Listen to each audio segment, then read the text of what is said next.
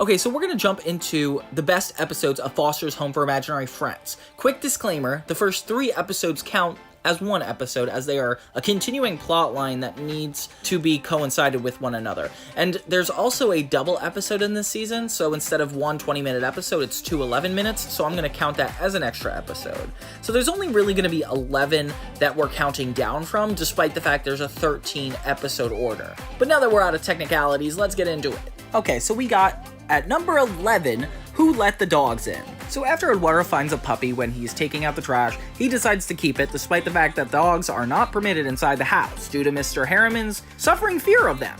This episode I feel like was a little unnecessary compared to all the other ones. While the other ones talk about characters, the world around them, even challenges everybody's facing, this one is not as entertaining, I would say. It does some good things like gives Eduardo a spotlight, showcases his kindness and loyalty, and we get to see Mr. Harriman's fear of dogs, which is interesting. But I would say the only important thing is that it shows Foster's rules in action. Like, it highlights why imaginary friends have to be treated differently from real animals. And I feel like Eduardo was done better in other episodes this season to have to worry about that. And it feels like it's not giving a lot of attention to the main characters, and the characters it is giving attention to, we don't learn a lot new about them. It feels like this episode could be done in any other TV show that doesn't really have to do with imaginary friends. So number 10 is Store Wars, a parody of Star Wars. The day of Madame Foster's birthday comes around, and Frankie forgot to buy streamers, so Mr. Harriman orders her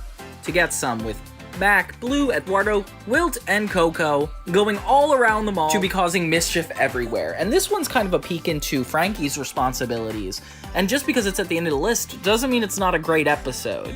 I just feel like it's a little slower paced than the rest, and having them limited to one location and not being the mainstay of the series, it just doesn't need to be like that. I like that it's Madame Foster's birthday, but we don't really get to see a lot of her anyway. Although it does do good things, like developing the Foster's dynamic, like the characters that are in it, like Wilt, Eduardo, Coco, like we actually get to see them outside of the house and connecting to each other in a real world life. And they didn't really do this a lot in the first season as much as they did the rest of the series. The beginning of like all these chaotic adventures when Frankie takes everybody out of the house is super exciting, but it doesn't feel like quite captures the funniness of that situation yet. So number 9 is Dinner is Swerved. When Mac visits Foster's, Blue wants to show him something on the roof, though when it's time for them to go back downstairs, they find themselves lost and unable to get downstairs. Meanwhile, everybody in the dining room sneaks food when Mr. Harriman is like, no, you guys can't eat until everybody's here. And this episode is one that has repeated a lot when I was little, and I remember it vividly. And I also remember being so bored with it because it's all in the same location, and it's really cool to see all the exciting parts of this house. Like, I would love to live in Foster's. But seeing just Mac and Blue trying to find where they're going is a great plot for like a 10-minute episode, but for 20 minutes, like having them be stuck throughout the house, it's not that exciting. It is funny though how they keep ending up back onto the roof. Like, what are the odds? It showcases the group dynamics, like how the main characters interact when they're left alone, separate from the house, and kind of makes it feel like Blue still isn't really welcome here or feels welcome here.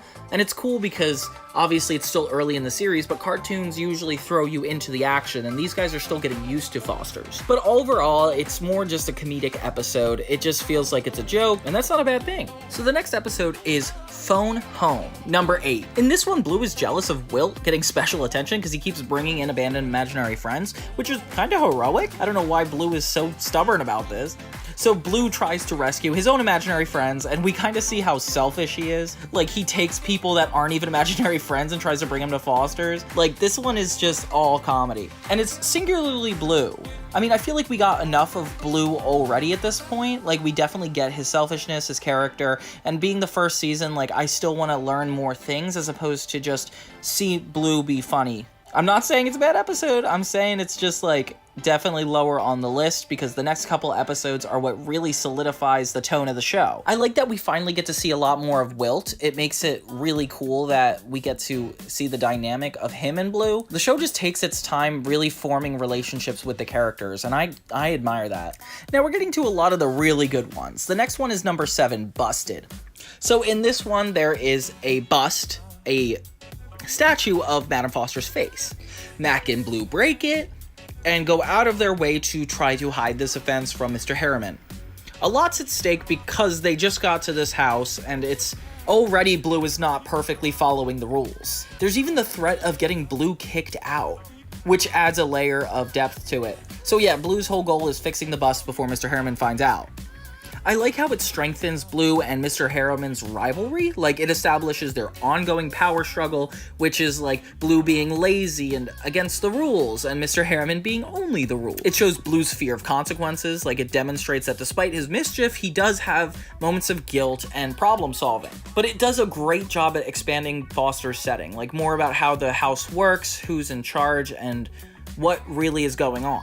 It features more of the mansion, reinforcing that it's huge, and it's like this magical place.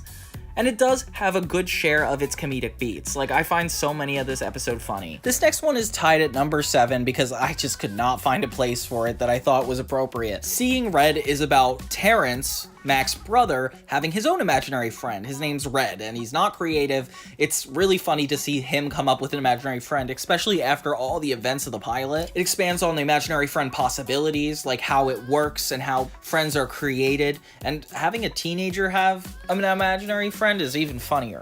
We see that Red is more powerful and independent, which is a complete contrast to Blue. Way different than other friends we've seen so far. Like, these are kind of like villain imaginary friends. It develops Terrence's villainy, which is really exciting because, you know, his goal to make Mac's life miserable is more than just the pilot. Like, it seems like he's continuously proving himself to be a modern enemy of the show. Number 6, we have Blue. Blue and Mac enjoy playing with each other in the mud, but when it's raining, they get sick, and Blue is covered in white and looks exactly like a ghost. Like, there's no doubt Blue looks like a ghost. The other friends just watched a horror movie, so they think he's a ghost, and they're running away from him most of the episode. This, for some reason, is the season finale, and doesn't do a bad job at it. I like how it mixes comedy with horror. It shows how Foster's can do different genres, like scary, and maintaining its humor still throughout this. Like, imagine you were in this giant Foster's mansion in a really scary scenario. Like, I, as a kid, felt really freaked out for the other characters when they're running through Foster's in the dark. Like, can you imagine how scary this must be? There's like thousands of people in there. And I like that we step away from the original tone. Like, usually I'd have an issue with that, but this is cool because we get to see them, because the characters make it translate really well. And this really excited me to watch the show a lot more because I didn't realize how far they would go with some of their plots, and I really liked this. It definitely establishes Frankie's role a lot more because when she's suffering. The next one is a personal favorite of mine, one that comes up a lot when I'm thinking about this show, because I absolutely love the characters they add. And it's such an easy plot that makes the show so much more dynamic, like just a friend named Barry entering the house. She's so sweet, but once she gets a glance at Blue, she becomes love-struck and has this whole other side where she can get angry. And it's really cool because the characters, the imaginary friends, are so developed. And she almost like tries to take down Mac for giving Blue too much attention that she wants. And it's like kind of scary. Not a horror like the Blue episode, but it's definitely scary. This is one of the funniest ones. And exploring Blue's ego, seeing how ignorant he is to his surroundings, it just really establishes what he's like. And Mac and Blue's friendship gets tested, which is something that the show at its core does a really good job at, because having it be about a boy and his imaginary friend as well as a house full of imaginary friends allows for a lot more interesting plots. Number 4 is the trouble with scribbles. I really like this episode because a plot line where a character is tempted to do something because of curiosity is super relatable for the age that you would be watching the show. Certainly the age I was. Blue's told he can't go into a specific door, and nobody tells him why, which is super not fair, and of course the audience is just as confused as we are. It feels like another genre, like kind of like suspense or mystery, because we're really trying to figure out what's going on with Blue. When he releases a bunch of scribbles, which are like really ugly imaginary friends that are just like doodles that are passed out, kind of like Doodle Bob from SpongeBob, it becomes like a really big issue. We learn a lot more about the house. We learn about how tempted Blue can be, which is not super surprising at this point, as it's episode 3, and we also get insight into Foster's history, like that it had a hidden past. which adds depth to its purpose and its policy. Blue's reckless nature leads to problems, which becomes a recurring theme in the series way past this episode. And it definitely does a good job at highlighting imaginary friends that could come out wrong, like the darker side of this whole imaginative trip. And it's cute because it shows that scribbles, even though they're small and simple, they could have their own unique roles. And I think this episode is just such a classic and a perfect example of Foster's Home. And now we get to the top 3. So number 3 is Worldwide Wabbit, and this one's actually about Mr. Harriman, which is why I put it so high up on the list, because Mr. Harriman is such an interesting character. It explores internet culture, which is a rare early 2000s cartoon to actually tackle viral videos and their unintended consequences, and the fact it's so hilarious and embarrassing at the same time just makes the episode both complicated and entertaining, and it adds depth to Mr. Harriman. He has a playful side, which proves that he's more than just a strict rule enforcer. It also highlights Blue's lack of boundaries, like his disregard for personal privacy foreshadows like so many future schemes. It's the one where Mac and Blue use Frankie's digital camera to make video interviews, but then they accidentally get a video of Mr. Harriman dancing, and it blows up all over the internet, and Mr. Harriman essentially becomes famous. It's really endearing, his relationship with Madame Foster, and the fact that it comes from a wholesome place, but also gets a comedic twist is really good. Seeing the interviews with the new friends builds the world around it, and I like that too. Which leads me to number 2, Adopcalypse Now.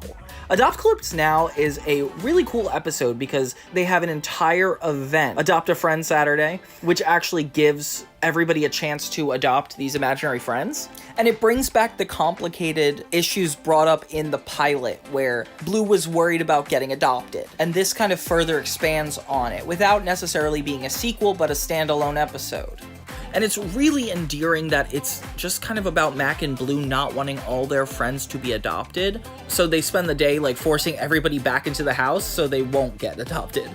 It's super funny, it comes from a genuine place, and it establishes so much of the world rules that go on in Foster's Home for Imaginary Friends. The ethos in this show is just so incredible, like the idea to be adopted, like you want to go to a new loving home, and the main character's feeling like, and if you were like a young kid in the 2000s, you probably dealt with dual issues of like wanting somebody to have something good for them, but also wanting what's good for you. And it's like this dynamic that's so hard to struggle, but Foster's captures it perfectly in this. It's like such a great episode and such a close tie to be the number 1 best episode, which is the pilot. Yeah, I had a whole video going over the Foster's Home movie, which it's not necessarily a movie, it's a 3-part episode at the beginning of the series that establishes the show, stakes, Mac and Blue, and how everybody gets to Foster's and then how they kind of fit into it. It's got a whole side plot of Mac's evil brother trying to sabotage everything that he loves, and the heart and emotion of Mac having to give away his best friend because his mom told him to is relatable, heartbreaking. It's just, and it adds so much layers to what's happening. As we wait every day to see if Blue is going to be picked up again by Mac, we worry about his well-being, because obviously, if Mac doesn't come back, Blue is screwed. So there's this ticking clock, along with evil imaginary friends, evil people, good imaginary friends, helpful people, and by the end, we get to meet Madame Foster. It is the strongest opening I think I've ever seen for a show. It establishes the premise, introduces the main characters, and sets up the conflicts. So yeah, overall, these were the best episodes of Foster's Home for Imaginary Friends. So yeah, that's my rankings of Foster's Home for Imaginary Friends. What do you guys think? Did you like some episodes more than others? I'm down for an open discussion. Thank you guys so much for watching. This is Johnny 2000. For more 2000s content, movies, media, and so much more, don't forget to subscribe, and have a great day.